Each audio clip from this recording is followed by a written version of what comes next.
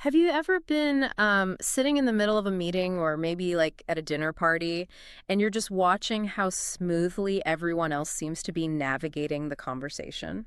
Right, like they just effortlessly know what to say. Exactly. And you suddenly have the sinking realization like, am I just fundamentally bad at dealing with people? Oh, yeah. That is a very real feeling. Right. You watch them banter, they resolve conflicts, they make connections, and it feels like, I don't know, like you somehow missed the day in high school where they handed out the instruction manual for human interaction. Yeah, it really is a surprisingly common form of quiet panic. It totally is. And it tends to peak right when you cross that threshold into your 30s. Oh, absolutely. The 30s change everything. Because suddenly the stakes are just higher. You realize that just, keeping your head down, avoiding awkward interactions, and hoping people leave you alone, it's no longer a sustainable strategy for life. You actually have to figure out how society works. Well, and it's a critical inflection point, really. And it's actually the exact friction that drives the framework we are exploring on our deep dive today. Yes, so let's get right into the source material. Right, so we are looking at this really fascinating case study Yeah. in a philosophical discussion that was recorded in Hwaseong back in February of 2026. Hmm. And the catalyst for this entire exploration was this confession from someone in their mid-30s who stood up and essentially said, throughout my 20s, whenever an interaction got uncomfortable, I just ran away. Wow, just totally avoided it. Exactly. They said, I avoided it, I complained to my friends, I hid, and now I'm older, and I have absolutely no idea how to properly treat the people around me. That confession is just so raw and honestly highly relatable for a lot of people tuning in right now. Oh, for sure. So, our mission today is to really unpack the response to that confession. We are going to explore this unique, almost metaphysical framework for human interaction. Yeah, and we should clarify, this isn't going to be like a list of standard networking tips. Right, no, not like how to maintain eye contact Yeah. or, remember people's names. No, we are diving into a complete paradigm shift regarding why we even encounter other human beings in the first place. And how we process the actual physical words they speak to us. Right. So to understand this paradigm, we have to start with a fundamental shift in how we view our own life trajectory. Okay, let's unpack that. There's a premise here that kicks in specifically as we mature into our 30s. Like in your 20s, you might be able to force your way forward through sheer willpower, right? Just working yourself to the bone in total isolation. Yeah, the hustle phase. Exactly. Yeah. But as you mature, that dynamic changes. The framework suggests that nature itself takes over and begins orchestrating the people who cross your path. So the idea is that the environment you live in and the success you ultimately achieve, it's no longer strictly dictated by your isolated labor. Right. It's dictated entirely by how you treat the connections that are placed in front of you. Which is huge. It is. It immediately removes the heavy burden of having to force your destiny all by yourself. Like the people arriving in your life aren't random accidents, they are deliberately placed there. Precisely. But, that raises an obvious question. Why? If nature is orchestrating these encounters, what is the actual purpose of two people being put in a room together? The answer provided is wonderfully straightforward, yet profound, really. We don't meet people just to look at them. Right. The biological and environmental purpose of bringing humans into proximity is to facilitate the exchange of words. We meet to speak. We meet to speak. Okay. Yeah, and that leads to a core concept we really need to explore, which is this idea of treating spoken words as, quote, produced goods. Oh, produced goods. I love this concept. Right. So when someone opens their mouth and speaks to you, they are not just vibrating air molecules. They are actually handing over a personal creation. They are offering you their product. Treating a casual conversation like the exchange of a manufactured product, it just completely changes the entire dynamic of listening. It really does. If someone is speaking to me, they have essentially manufactured something in their mind and they've just handed it to me. Exactly. But let's look at the quality of those products. What if the product is just terrible? Well, the premise suggests that even if the quality of their words is incredibly low, accepting those words sincerely is an act of grace. Wait, really? An act of grace? Yes, because when you take in their words with care, the speaker unconsciously registers that acceptance. Even if they don't explicitly say, thank you for listening, their internal state shifts toward gratitude because you validated their creation. So that validation creates a sort of latent positive dynamic. Exactly. Because you accepted their product without immediately throwing it back in their face. they naturally feel a disposition to support or help you in the future. I see. You are building an energetic credit with that person purely through the act of unresisting absorption. Okay, I need to push back on the mechanics of this a bit, because this is where the friction really starts for me. Go for it. It's one thing to accept a low-quality product from someone who is just, I don't know, a bit boring or unpolished. But what if the person is being toxic or aggressive or just spouting utter foolishness? It Yeah. feels deeply counterintuitive to just sit there and validate a harmful product. To use an analogy, if a friend knits me a terribly scratchy, ugly sweater, Yeah. I understand accepting the gift to be polite, but does this framework mean I have to put the sweater on and wear it to work every single day just to validate their effort? Am I supposed to adopt their bad behavior? No, absolutely not. And that Yeah. is a crucial distinction. There's a sharp line drawn here regarding discernment. Okay. Accepting the produced good does not mean adopting or mirroring the behavior. But how do you separate the two in real time, like while they're talking to you? By viewing the interaction as raw data collection, the requirement is that you must accept the words without dismissing the person. You're taking delivery of the package. Taking delivery. Got it. Right. But you are under no obligation to emulate their toxicity or let it dictate your own actions. Yeah. True discernment means you absorb the data of what they are saying, you catalog how they are acting, and you use that complete picture to make your own wise decisions moving forward. Okay, so with the scratchy sweater, I accept the delivery. Mm-hmm. I appreciate the reality that they knitted it and handed it to me. I put it in my closet as data about that person's knitting skills and taste. But I don't let it ruin my day by wearing it. Exactly. Running away from that person entirely, which, remember, is the avoidance strategy the questioner admitted to using in their 20s. Right, running and hiding. Yeah, that is a failure to take delivery. You are rejecting the data entirely. If someone is speaking to you, the environment has been specifically orchestrated for you to gather that data. Wow. Throwing it away by storming off or covering your ears is a waste of an environmental opportunity. You listen, you digest the reality of who they are, but your subsequent actions remain entirely under your own control. That clarifies the goal so much. We are supposed to act as supreme absorbers of data, regardless of the package it comes in. Yes. But, I mean, if the key to navigating society is as simple as taking delivery of people's products, we really have to ask why we're so notoriously bad at it. Oh, the framework diagnoses a primary reason for this failure. Yeah. And it actually frames it as a modern epidemic, particularly for people who consider themselves smart. The smart people trap. Yeah. It's referred to as common sense disease. Which sounds like an oxymoron initially. Right. We usually treat common sense as a virtue. Mm-hmm. But in this context, it is the ultimate trap of the intellect. So let's break down the mechanics of this disease. How does having common sense act as a trap? Well, the disease targets people who have acquired a significant amount of formal education or specialized knowledge. Okay. As you gather more facts and frameworks, you tend to develop highly rigid internal logic. Your common sense becomes calcified. You build up this massive internal database of how the world should work, what is right and what is wrong. So when you enter a conversation, you aren't actually listening. You are just waiting to see if the other person's words align with the answers you already decided were correct. Precisely. The mechanism of the disease works like a hyper-aggressive filter. Right. When someone speaks, the intellectual person doesn't take delivery of the whole product. Mentally, they intercept the words, chop them up, extract the tiny fraction that confirms their existing biases, and immediately discard the rest. To just throw it away. Yeah, they filter the entire interaction through the rigid structure of their own intellect. It makes me think of having a bouncer at the door of your brain. Oh, that's a good way to look at it. Yeah, but this bouncer isn't just checking IDs. He is violently enforcing a microscopic dress code. Right.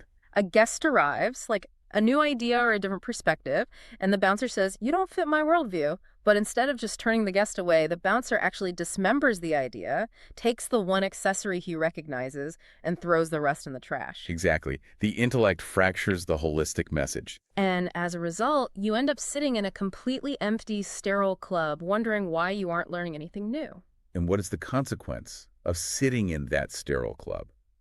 Personal evolution completely halts. Wow. Halts entirely. Because the intellectual is proactively rejecting any raw data that doesn't fit neatly into their pre-existing categories, nothing genuinely new can enter their system.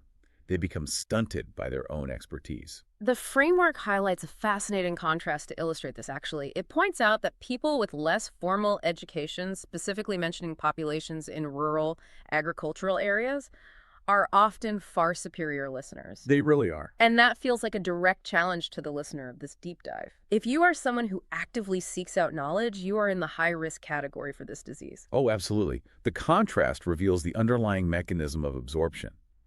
A person who hasn't spent decades building up a fortress of rigid, academic common sense doesn't have that aggressive bouncer at the door. Yeah. When someone speaks to them, they simply take delivery of the words.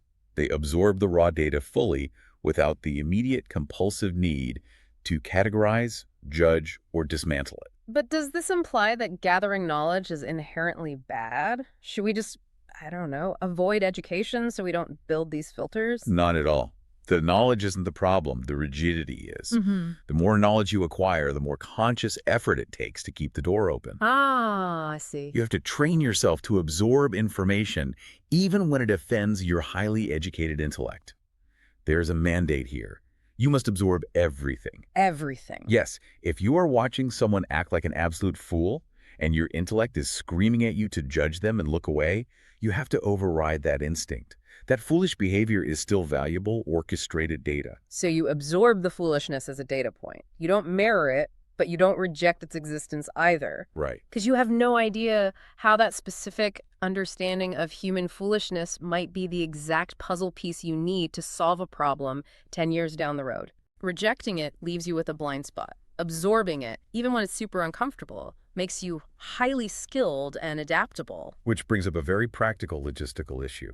What happens when you genuinely want to absorb this data, but you were late for a meeting or you were just completely exhausted? Right. You don't always have the bandwidth to be a perfect absorber. You don't. If my annoying coworker corners me when I have a deadline in 5 minutes, I can't just stand there and take delivery of a 45-minute monologue. Well, and the framework actually provides a pragmatic timing rule for this. Oh, perfect. If you lack the physical time or mental space to listen properly, you should never attempt to half listen. That makes sense. If you try to absorb their words while you're looking at your watch or thinking about your emails, the data won't process correctly.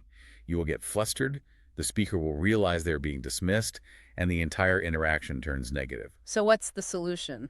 The solution is to respectfully delay the delivery. You politely postpone by saying, I really want to hear this, but can we talk about it later this afternoon? Just manage the environment. Right. You manage the environment so that when the exchange does happen, you can take full delivery of the product. It's about respecting the weight of what is actually happening during a conversation. And the weight of a conversation is really where this entire framework expands into something massive. Oh, yeah. This is where we go deep. Up to this point, we've been discussing psychology, ego, and social skills. But to understand why rejecting these produced goods halts our evolution, we have to look at what spoken words actually are on a physical, or rather non-physical level. Right. The framework introduces a metaphysical definition, stating that human speech is a carrier for quantum energy. And this is where the paradigm shifts from social advice to fundamental universal laws. When we talk about quantum energy in this context, we aren't using it as a sci-fi buzzword. No. It is a specific term used to describe the energy of human consciousness. Okay, break that down for us. So biological vocal cords push physical air molecules to create sound waves. Right. But the intent, the meaning, and the consciousness carried upon those sound waves, that is non-material. And the exclusivity of this energy is what makes it so critical. The framework argues that only humans generate the specific type of quantum energy. Exactly. Like if an animal communicates, it is biological signaling, right? Warning of danger or locating food. But animals, plants, and even non-material entities like spirits or deities do not produce this specific frequency of conscious evolutionary energy. Right. It is a uniquely human superpower. A human superpower. That's a great way to put it. And viewing humans as unique generators of non-material energy forces us to reevaluate our physical reality. Because this energy is non-material, it is not bound by the physical laws of thermodynamics or gravity.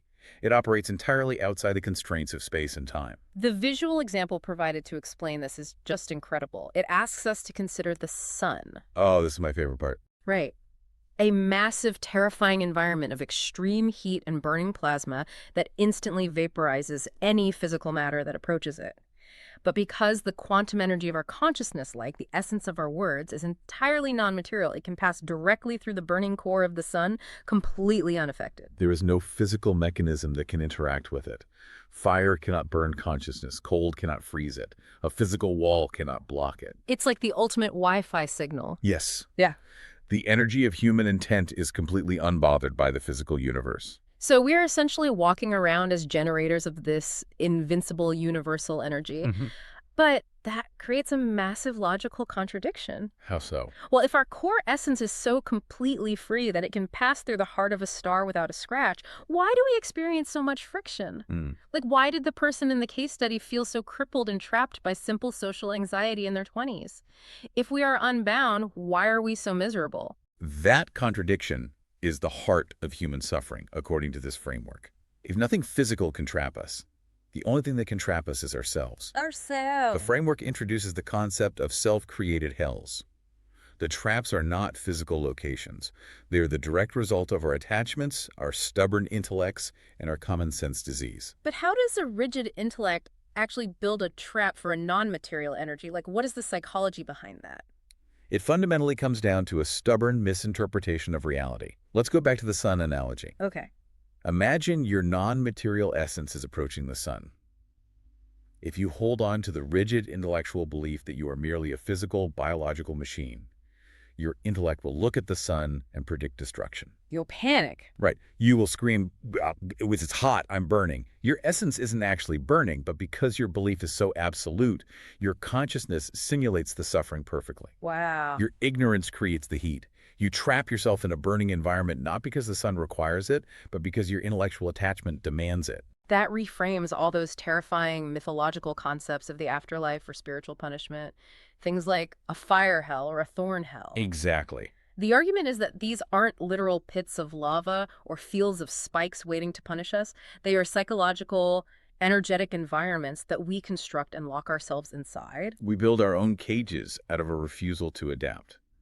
When we let the common sense disease run rampant, when we refuse to take delivery of the words and data that nature sends us, we halt our evolution. Right. The thorn hell is simply the inevitable consequence of a mind that has grown so rigid and unyielding that every new idea, every interaction feels like a physical piercing.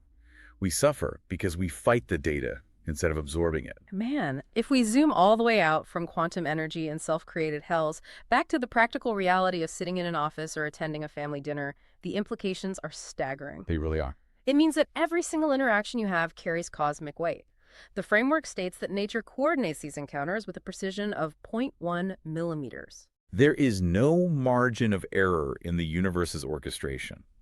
Every person who steps in front of you, every word they speak, is brought to your doorstep with microscopic precision. Nature delivers exactly the data you need. Exactly, to dissolve your rigid intellect and continue your evolution. The ultimate takeaway is a complete reversal of how we typically navigate the world. We spend so much energy trying to curate our interactions, right? Trying to filter out the annoyance and surround ourselves only with people who agree with us. Constantly filtering. Constantly. But the key to thriving, especially as you navigate your 30s and beyond, is pure ego-less absorption. When someone speaks, you take the product. You accept the energy transfer. You don't have to agree with their politics. You don't have to adopt their toxicity, but you must take delivery of the data. Right. It turns every frustrating conversation into an absolute goldmine of developmental material. Which brings us to a final thought to chew on as you go about your week. We've established this premise. Nature delivers every single word to us with 0.1 millimeter precision because we fundamentally required that exact data to evolve past our own blind spots. Right. If that is true, what does your junk mail say about you? Oh, that's a brilliant way to phrase it. Think about the specific types of interactions you actively try to avoid. The everyday criticisms, the unasked for advice from a relative, the mundane small talk with a neighbor, or the deeply frustrating encounters that make your intellect scream in protest. The stuff you usually run from. Exactly. What if those specific interactions are not obstacles? What if they are highly customized blueprints designed perfectly to highlight the exact areas where your common sense disease is the most severe? Wow. What would happen to your social anxiety, to your career, to your personal growth if starting tomorrow morning you treated the most annoying conversation of your day not as a burden to escape, but as a necessary, incredibly precise puzzle piece meant entirely for your own evolution? It requires abandoning your defenses, but I mean, it changes your relationship with the entire human race. It turns everyone into a teacher, whether they know it or not. Thank you for exploring this framework with us. We'll catch you on the next deep dive.